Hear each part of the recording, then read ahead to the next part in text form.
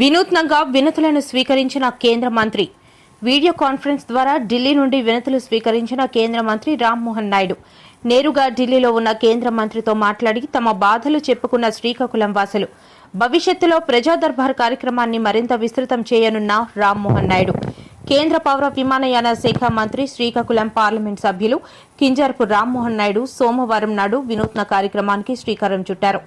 సామాన్య ప్రజల సమస్యల పరిష్కారానికి మరింత చొరవ చూపే విధంగా వర్చువల్ విధానంలో ఆన్లైన్ గ్రీవెన్స్ కార్యక్రమాన్ని చేపట్టారు.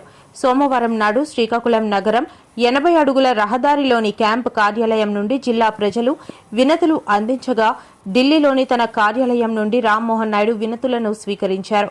వర్చువల్ విధానంలో బాధితులతో మాట్లాడుతూ ఓపికగా వారి సమస్యను తెలుసుకుంటూ అక్కడికక్కడే సంబంధిత అధికారులకు సమస్యను చేరవేస్తూ పరిష్కారానికి ఆదేశించారు. మొత్తంగా ఉదయం 10:30 ఈ ఆన్లైన్ గ్రీవెన్స్ కార్యక్రమం ప్రారంభం కాగా మధ్యాహ్నం 12:30 వరకు కొనసాగింది.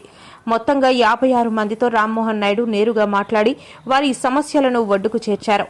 కేంద్ర మంత్రి స్థాయిలో నిత్యం హస్తినాలో క్షణం తీరిక లేకుండా గడిపే రామ్మోహన్ నాయుడు తాజా కార్యక్రమం ఆన్లైన్ గ్రీవెన్స్ ద్వారా ప్రజా సమస్యలను మరింత వేగవంతమైన పరిష్కారం దొరుకుతుందని జిల్లా వాసులు ఆనందం వ్యక్తం చేస్తున్నారు.